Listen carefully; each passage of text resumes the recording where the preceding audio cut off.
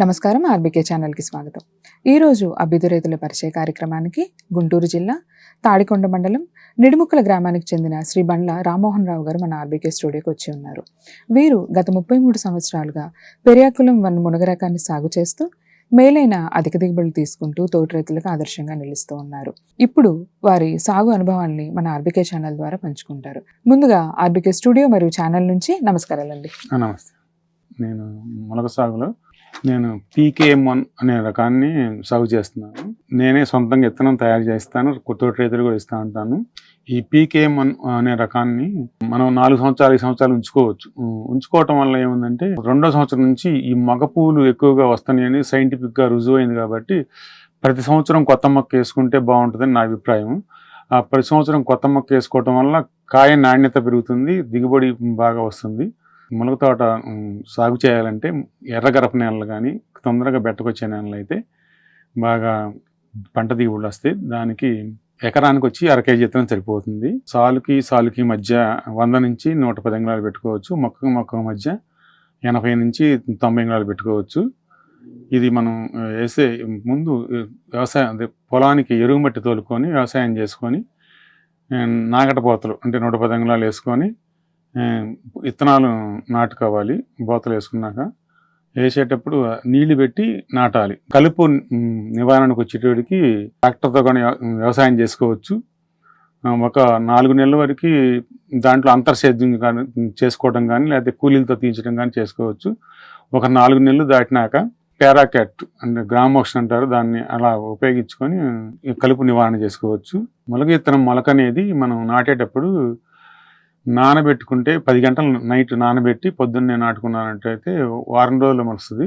అదే నానబెట్టుకుని డైరెక్ట్గా కనుక నాటుకున్నట్టే 10 రోజులు పడుతుంది.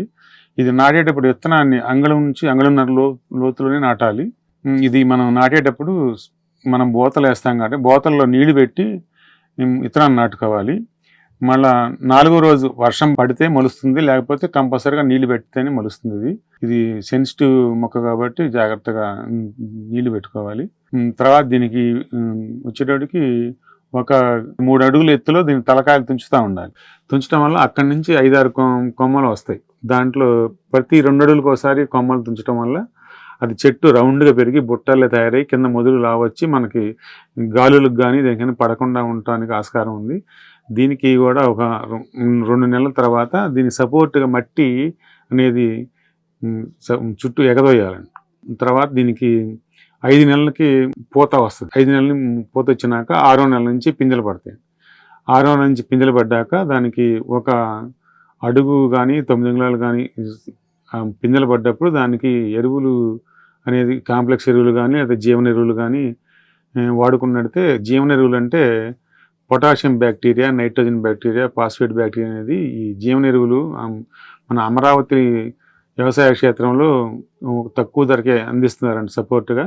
జీవన ఎరువులు అనేది భూమిలో ఉండేటువంటి నైట్రోజన్ కానీ ఫాస్ఫేట్ కానీ పొటాషియం ఈ బ్యాక్టీరియా అనేది తయారు చేసి మొక్కలకు తొందరగా అందిస్తుంది కాబట్టి మనకు కొంత ఉపయోగం ఉంటుంది. మనం ఈ జీవన ఎరువులు వాడటం వల్ల రసాయనిక ఎరువులు పెట్టే 100 రూపాయల ఖర్చులో 25 రూపాయలని తగ్గించుకోవడానికి మనకి ఆస్కారం. కొంతమంది రైతులు డ్రిప్ ద్వారా విప్పు ఎరువులు కనుక 319, 2020, 316 అలాంటి మందులు కనుక వేసుకున్నట్టే ములక్కాయలు నాణ్యంగా వస్తాయి, మంచి షైనింగ్గా ఉండి మంచి దిగుబడి రావడానికి ఆస్కారం ఉంది. మనం వర్షాధారంగా వేసి ఈ ములక్కి ఎరువులు 5 నెలల లోపు అసలు వాడకూడదండి. ఎక్కువగా కనుక మనం ఎరువులు కనుక వేసినట్టయితే పూత కింద నిలబడకుండా గ్రోత్ పెరిగి కాపు రాదు. కాబట్టి దాని ఎరువులు మాత్రం ముందుగానే వాడొద్దండి. ఎవరైనా సరే పిందెలు పడ్డాకనే రసాయనిక ఎరువులు వాడినట్టయితేనే మంచి దిగుబడి రావడానికి ఆస్కారం ఉంది. ఈ ములగలోనే అంతర పంటలు వేసుకోవచ్చండి. అంతర పంటలుగా దోస కానీ, కాకరలు కానీ, చెట్టు చిక్కులు కానీ వేసుకున్నట్టయితే అదనపు ఆదాయాన్ని పొందవచ్చు. ఈ మునగ తోట కూడా ఏ సంవత్సరానికి ఆ సంవత్సరం వేసుకుంటేనే బాగుంటుందండి. మునగ తోటలో 100 అంగుళాలు అంటే మొక్కకి ఎడు చూసిన 100 అంగుళాలు పెట్టినప్పుడు మనకి ఎకరానికి వచ్చి 720 మొక్కలే పడతాయండి. 720 మొక్కల్లో మొక్కకు వచ్చి 50 నుంచి 100 కాయలు కాస్తాయండి. ఇది మార్కెటింగ్ హెచ్చు తగ్గులు నడుస్తుంది. ఒకసారి ఏమో కేజీ 100 రూపాయలు 200 పోతుంది, ఒకసారి ఏమో 10 రూపాయలు అమ్ముతుందండి.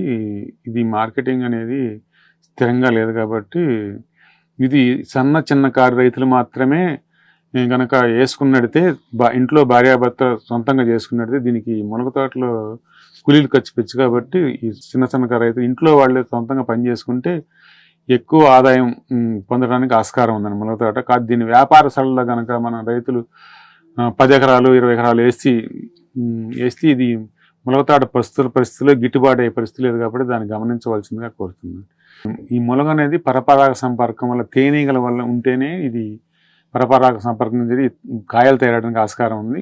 ఇన్ని సంవత్సరాల అనుభవం మీద ఒక 2 సంవత్సరాల నుంచి మన తేనె పెట్ట అంటే ఐరోపా ఈగలు తేనీగలు తీసుకొచ్చి మా చేలో పెట్టాను కాబట్టి దానివల్ల కొంతవరకు 50% నాకు మెరిట్గా కాయలు పడ్డాయండి. కాబట్టి తోటి రైతులు మీరు కూడా ఈ తేనీగలను వచ్చి చేలో పెట్టుకుంటే కాయలతో పాటు మీకు తేనె కూడా రావడానికి ఆస్కారం ఉందని. మునగలో మేలైన దిగుబడులు పొందడానికి పాటించవలసిన యాజమాన్య పద్ధతుల గురించి, వీరు సాగు చేస్తున్న PKM1 రకం మొక్క ప్రత్యేకత గురించి, ఏ విధంగా సాగు చేసుకోవాలి అన్న అంశాల గురించి చాలా వివరంగా రైతు సోదరులకు వివరించారండి. ధన్యవాదాలండి. నమస్తే.